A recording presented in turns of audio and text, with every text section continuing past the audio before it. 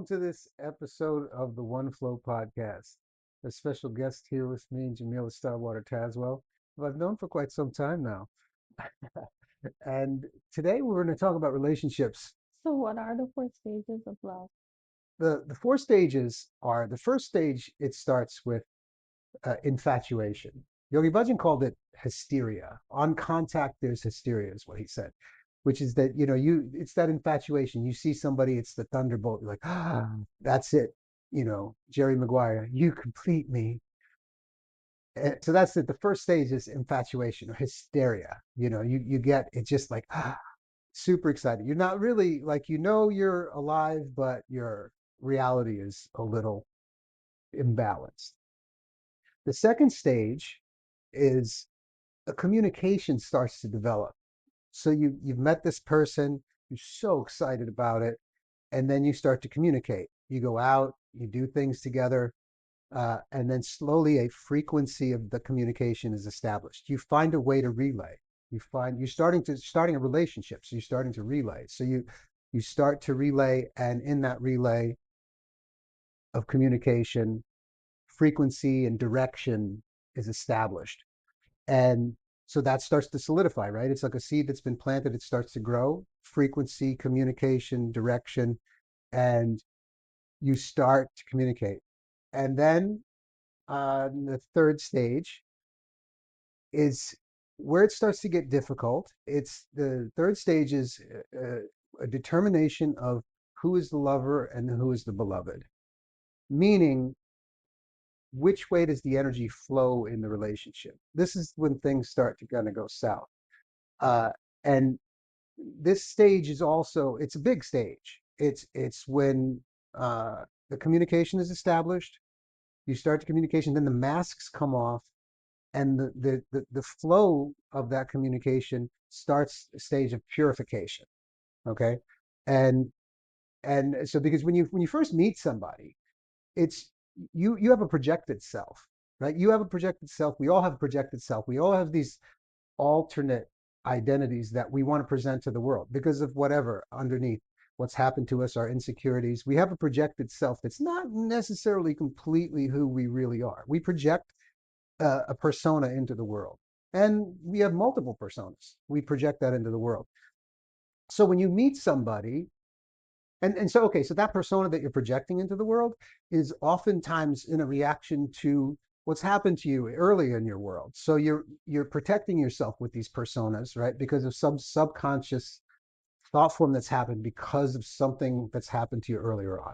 Does that sound about right? Yeah. Yeah. So we have these personas, and then we go out there with these personas, and we meet somebody, and the personas are meeting. The two people, the core two original soul-based selves aren't really meeting. It's the personas that meet first, and that's where that infatuation happens.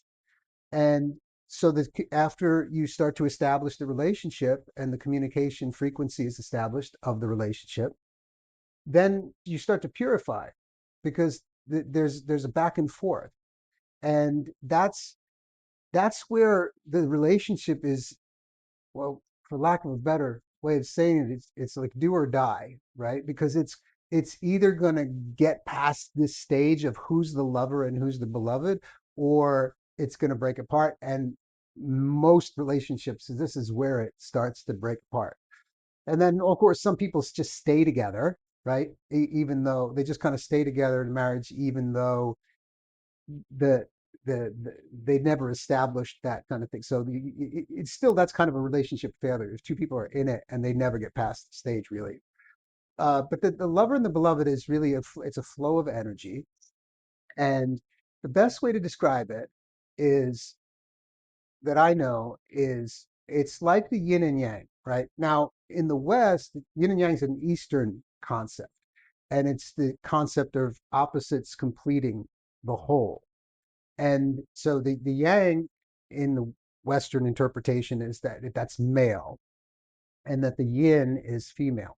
But in my experience, this Eastern concept of yin and yang, the yang force is not necessarily male. It has those qualities, but it's projective, right? So you have projective like the sun projects energy, it shoots out energy. The earth receives that energy. So, and the earth's known as being feminine, right?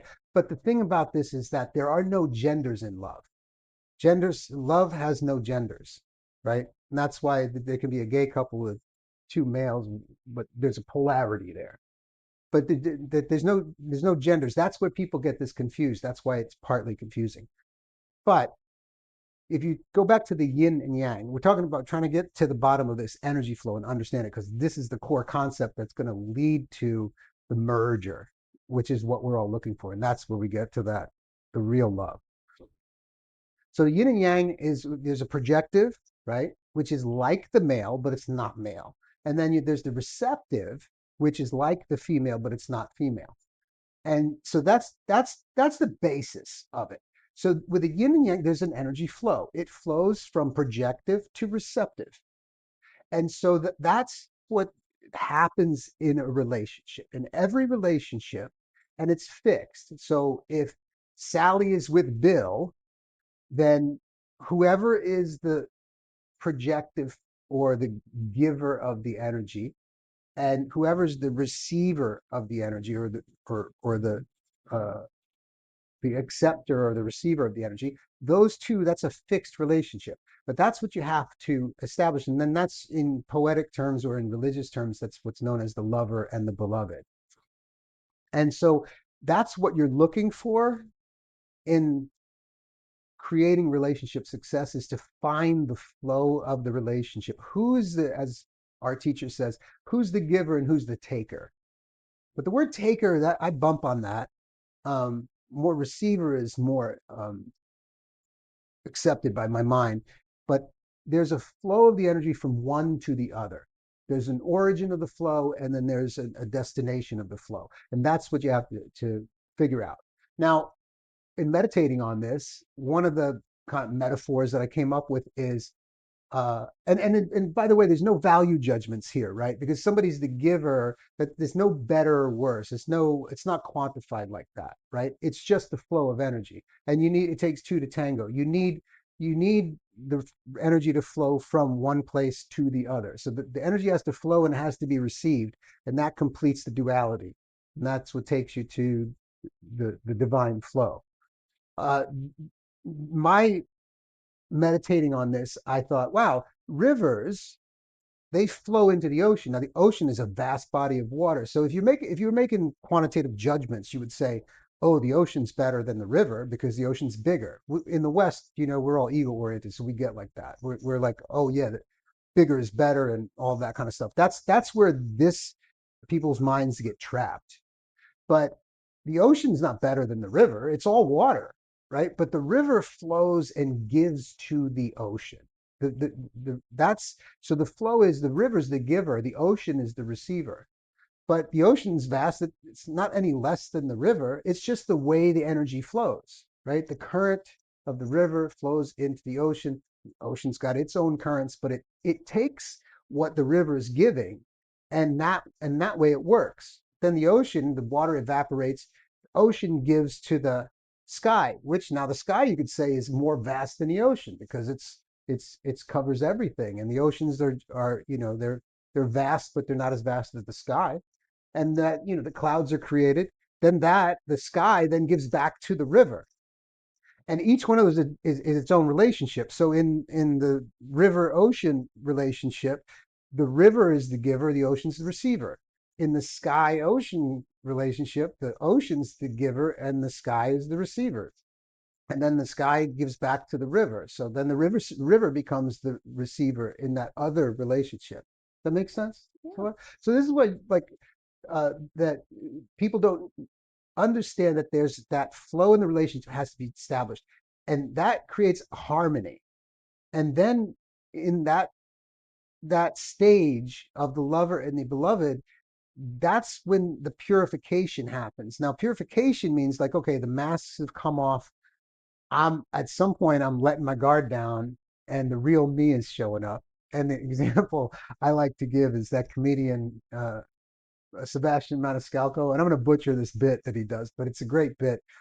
It's one of his specials on like Netflix, but he nailed this. I have to find this and clip it up for like when we do this in a class because I got, it's just perfect. But anyway, Sebastian Maniscalco, he says he's talking about relationships when you get into relationship, and uh, and he all of a sudden he says he's an Italian guy from Chicago. It's like one day you're walking past the bathroom and you look in there and you're like, who brushes their freaking teeth like that?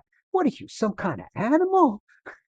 And so that's a great description of how that works, right? The masks come off. All of a sudden, you start to see, well, as Yogi Bhajan put it, you start to see the unseen of each other, right? You start to see the real people underneath that, and that's when the love turns to hate, right? Because you started out with your subconscious persona, right, looking for that other subconscious persona that would Jerry Maguire complete me, right? But you don't really need any completion because at the basis of all this love and relationship, it's really self-love is where it starts out, right? So when you learn to love yourself, then you can relay that to somebody else, then you can see that in somebody else.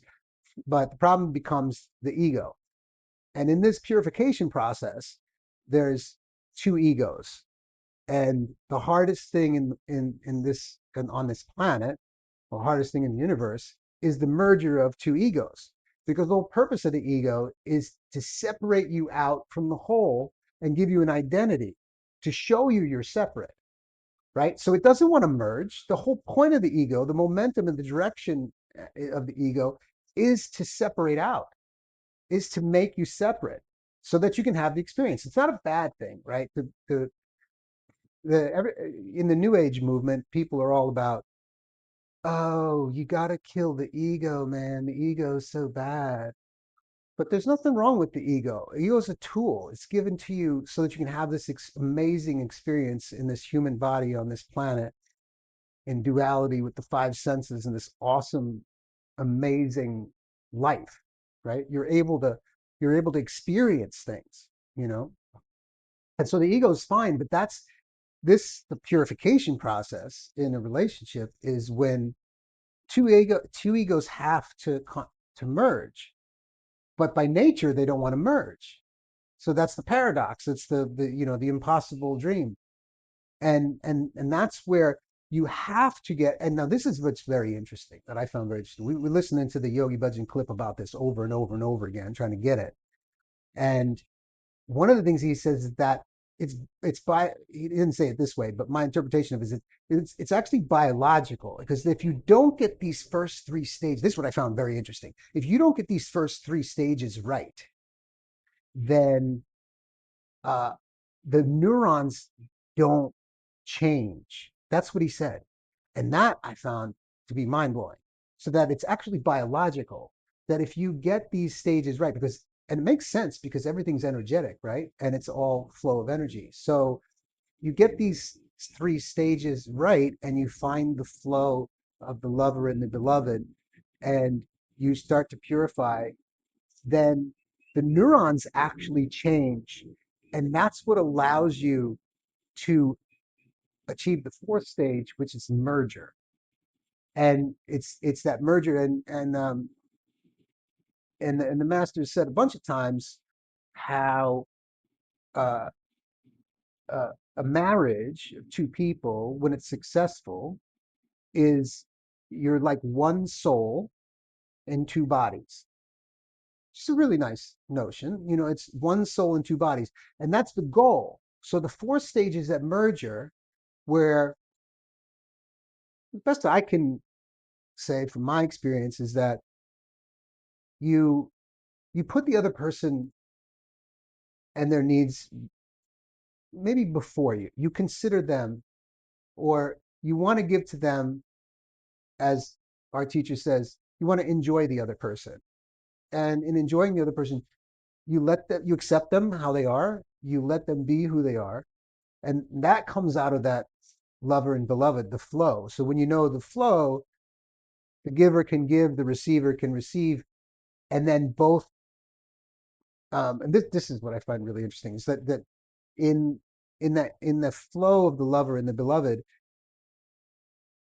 The giver by nature is the energy supposed to flow from that person to the other person, right? So there's always one and it's fixed. There's a giver and then there's a receiver. There's a yin, there's a yang, and that's fixed in that relationship with those two identities, those two people. So if it's Sally and Bill, one's going to be a giver and one's going to be a receiver. And again, like we said, the problem becomes when people play the wrong role there. Like the person who's supposed to be the receiver, they're in their ego and like, no, I'm gonna be the giver. And then what happens is energetically, you subconsciously know that energy is supposed to flow. The energy stops flowing then, and that's when the fights happen. The egos start to bump up against each other. But if you can establish that flow, then inherently I'm going to say subconscious, but the energetic needs are being met. So the giver is giving and the receiver is receiving, and a harmony happens in the relationship. So when those events come up where the purification's got to happen, where something comes up, you butt heads. But if you know the flow, you can get back to the harmony quicker. Don't you Yeah, think? but both parties it are giving to each other, but it's just in different on different levels, right? Yeah, there's that's a good point. There's environmental circumstantial, but as far as the relationship itself goes, there's one flow that happens from one to the other, right? One flows, the other receives.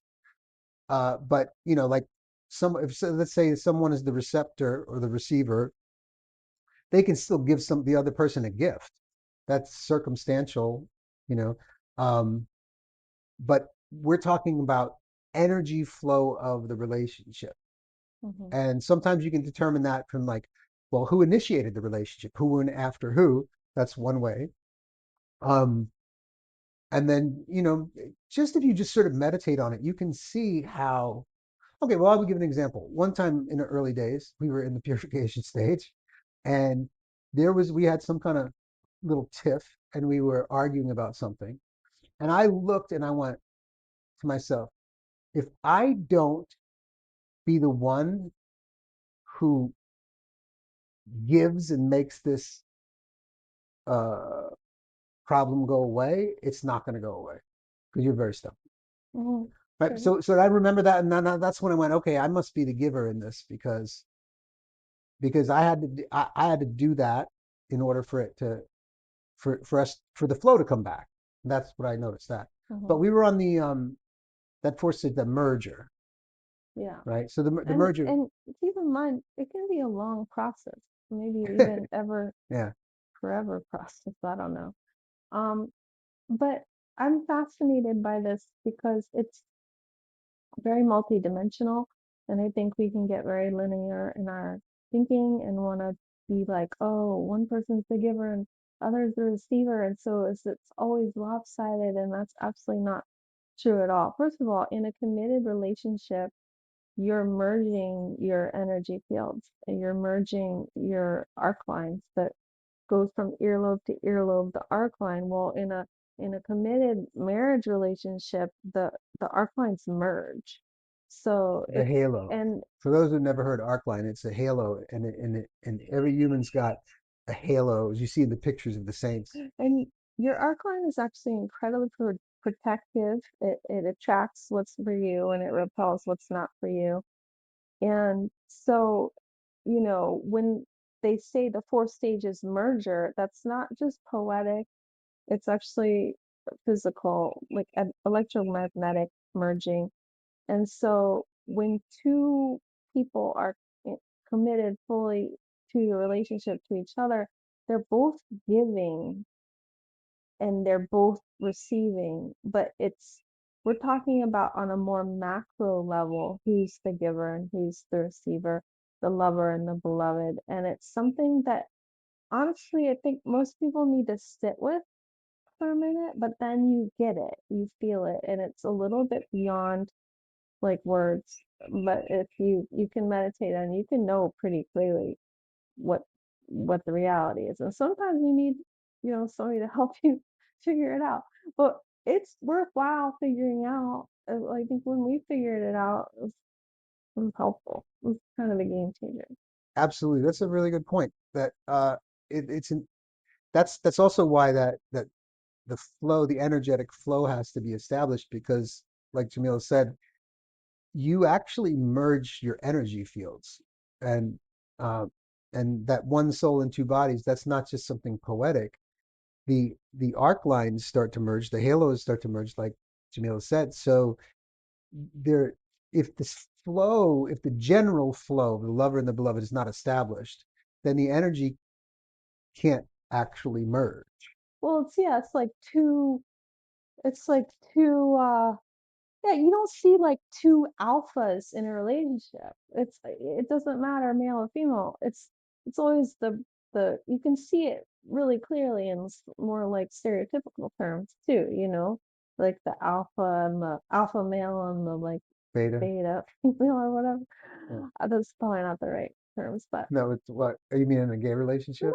no, just No, in, I mean, yeah, it's certainly in what that. is it? It's butch and femme, they Yeah, call it. yeah, yeah. I don't know if That they even talk about that anymore because there's like 50 million genders. But when I was growing but up, and it there's when people were, always and when gay people were gay for real, they called it butch and femme, yeah, well, I think that's still valid which terminology, is but like, yeah, but it's that they're referring to the same yin and yang thing yeah. basically, like giver and receiver. But anyways, I think it's an important topic to understand, and also for women to also know that matter whether you're the receiver or the giver in your relationship, that your aura is 16 times more densely interwoven than a man's, which means um I have a couple points to make around this. First of all, if you're have anger, inner hidden anger, which I think most of us do, that anger is going to be 16 times more toxic to yourself and your relationship and anybody in your aura, including your children. So that's one thing. The other thing is that you have 16 times more ability to project, beam, create, heal those in your aura, and that's beyond like give or take, or maybe you're the receiver in the relationship, but there's a teaching about how the woman creates the man in her astral body. You have the ability to beam high frequency energy not only around yourself but to your beloved, your loved one, your lover, um, and it's beyond this giver taker teaching. So I just think that that's an important point to make because I think we're not taught how powerful we are um, as women, and that's why we practice mantra, and that's why we meditate. It's why we take the time to do these things. And honestly, if you don't think you're angry, chances are it's really hidden deep in you. And like the more cheery, nice girl kind of personality you develop, chances are it's in there and you don't even know it. I'm speaking from experience. And so, I'll yeah, second that. so it's worth um, you know, dealing with so that you're not sabotaging yourself and your relationships unknowingly. Um, and stepping into your power to really beam and uplift your husband or your partner with your projection, and that really begins and ends with your daily practice. There's just no two buts about it. So that's my main points. I'm really glad that you said that because uh, that is one of the, let's say, trip ups that happen with people in understanding the flow of relationship. Because uh, throughout our world, I'd say it's more so in the East, maybe, but there's the idea of well, in this Piscean age, the patriarchy and all that, there's this idea that the woman was less than the man, and that the man, basically the relationship projection of the past was that the man is always the giver and the woman's always the receiver. And that's where we got into that male female dichotomy so solidly. But the fact is that it doesn't have anything to do with genders, right? Love has its own genders, and a woman can be still be a woman and very strong, but be the giver in the relationship. Absolutely. You've seen couples like that where the woman's just like, and the man's just sort of like, but he's a man. He's doing his thing. He's working, he's being male. But the woman is clearly the giver of the energy in the relationship. You've seen that. You think about it, you've seen it. So the point Jamila is making, which I think is really great, thank you for that, is that energetically as a woman, you can still be the giver in the relationship, but you also have this whole other power. And the man is one pointed. Fact that happens in the womb. The there's if it's a male child in the 7th month, I believe there's an acid bath, or there's an acid that's released into the womb where one side of the brain gets deadened. So the male is just completely, uh, I think it's right brain, right? I don't I don't remember. remember which side it is, but there's one it makes the male one pointed. And meanwhile, if it's a female child, both hemispheres stay balanced, and so then the woman has uh, can think on 6 different tracks at one time. This is by nature to take care of the child and so forth. We're going on a different track here, but to Jamila's point, is don't get confused by genders, because a woman can be the receiver or the giver, but the woman has power to create the man in her astral body. And so and that woman has that creative power in general, can beam on anyone and can be very, very healing. And the beam is the flow of your soul, and whatever connects you to your soul is going to increase your beam. And I think this, the soul beam is cultivated in many ways. And the most biggest thing that comes to my mind is anything connects to your creative flow. Your creative flow is strengthening your beam. But we're Kundalini yogis, so we're always going to talk about the power of the mantras and the sadhana, your daily Medi- practice Meditation. um, to strengthen your beam. And it's like picture like that classic Pink Floyd album cover with that light beam, and then it goes into the The crystal, and then it prism. prism, and then you see the rainbow. I mean, that's you are the crystal, and the cosmos is providing that beam, and you can direct it in any way that you want. And if you direct it to your husband or your partner, you're filling that container that you're a part of. So you're getting it and they're getting it, and that's when the upward spiral happens, rather than the downward spiral, which we live in a gravity well planet, and anything by default is going to be going down. So that's why I need to work on making it go up. You got to keep up. And You got to keep up. it was a good point about that. We're always going to tie. I mean, we're talking about the teachings here, and it's a nice discussion. But we teach the meditation and yoga as well, because the most important thing is the energetic change. You have to change yourself first. And so a daily practice of some sort of meditation, and what we like the yoga, raising, stimulating the glandular system, moving the kundalini, adding the sound energy mantra to move the mind and so forth. Uh, all of that meditation, mantra, and yoga is important, because uh, when you balance this energy system, which the yogic 10 bodies, you have the 5 elements or the tattvas: earth, fire, air, water, ether. You have the qualities of mind, the gunas, and there's all of these energies, qualities of energy that are going on inside this vehicle, this mind, body, computer, intergalactic vehicle that you have here, right? Mind interfaces with infinity and so forth. So there's all this going on, and if it's not balanced, you're going to be pulled one way or the other. Like Jamila said, the gravity well, you're going to be pulled likely down. If things are imbalanced, off balance, not stable, they're going to go in the direction of least resistance. So that's why we push on the yoga so much. And now bringing this back to this topic of the 4 stages of love, it's important for you to do this and keep yourself balanced, have some sort of meditation practice where where you balance your own system so that your energy flow is flowing. And you feel good in the body. When you feel good in the body, then you're going to start to love yourself.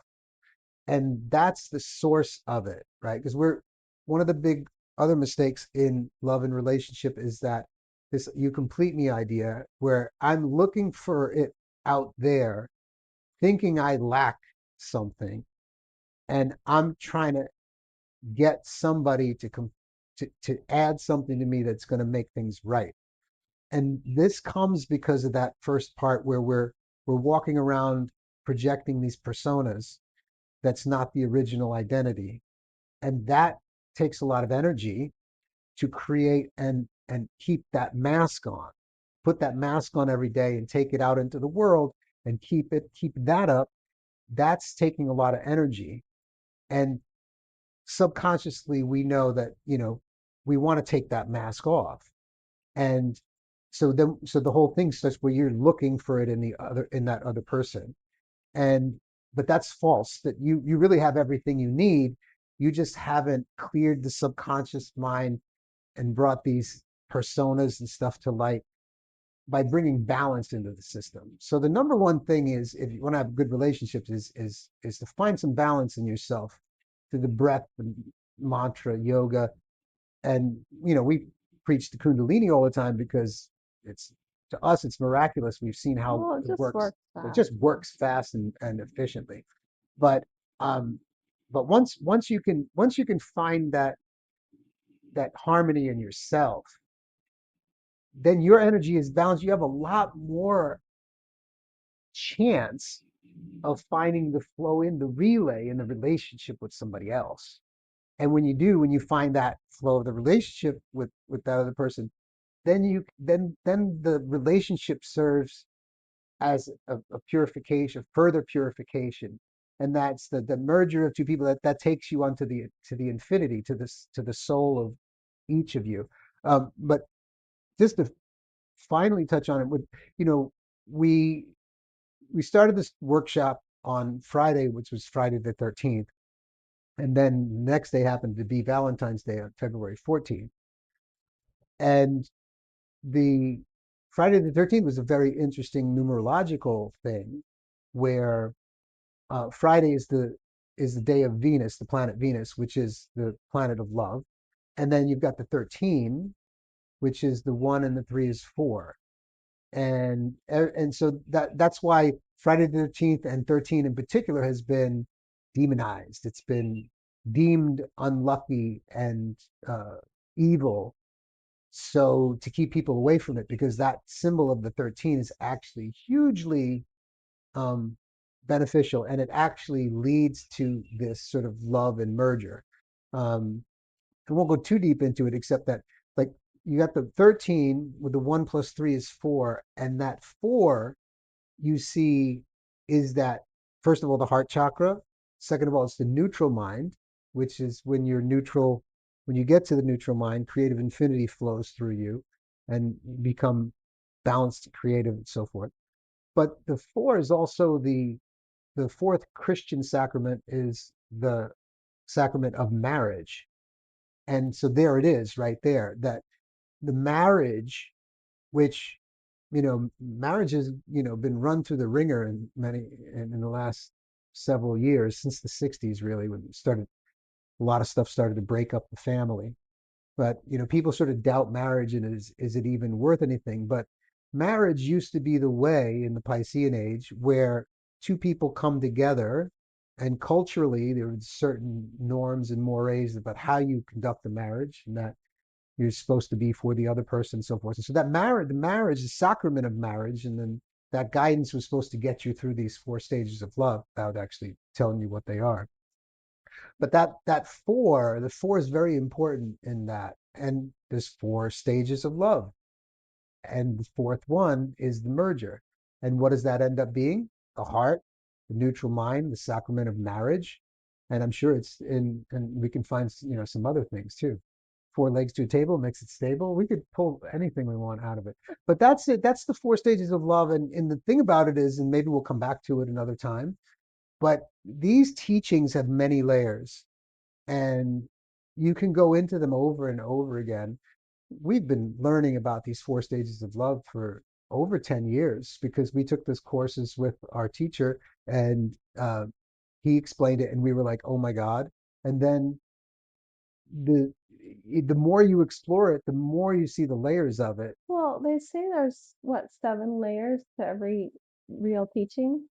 Yeah, the master had there's 7 layers to the every teaching that a master like Yogi Bhajan, a tantric master like our teacher, when they speak, their sound current is so of, let's say, a high frequency, and they purified themselves so much that they have what the Tibetans call a rigpa, or like crystal light mind. It's like they purified their mind so much that it's like a crystal, and so their sound current, they perfected their sound because everything, the universe is sound. And when you have a really great tantric master, their sound um, kind of reflects the purity of the universe. So when they give a teaching, that teaching has 7 layers, and I believe there's 7 layers to the neurons of the brain too, which is very What do you interesting. know? But that's a teaching that there's at least 7 layers to a teaching given by a realized master. And what that the result of that, as we've found, is that if I go in and I find a teaching that I go, oh my God, that's really great, and I'm listening to it, I'll go in and I'll listen to it over and over and over again. And every single time I hear something new. Yeah, it's like a new facet your lights up for you. And also it's the level you're vibrating at is going to determine what you hear and what you perceive in any Right. one specific Everybody's moment. got their own filters, and that's because everybody's perceiving everything through their subconscious filters. I just like to say one thing, maybe to wrap this up. I don't know what else you need to share, but when it comes to having a practice, spiritual practice, and specifically Kundalini yoga, only one person in the relationship needs to be doing. I mean, it's great if both of you want to get into it and practice together, whatever, or maybe you both have your separate spiritual practices. That's great too. But when it comes to Kundalini yoga, only one person needs to be practicing in the relationship. And I think that's it's a trap or a mistake a lot of times women will get into, be like, you know, judging their man because he's not interested in it or whatever. And that's just wrong. Let him do whatever he's going to do. You do your practice.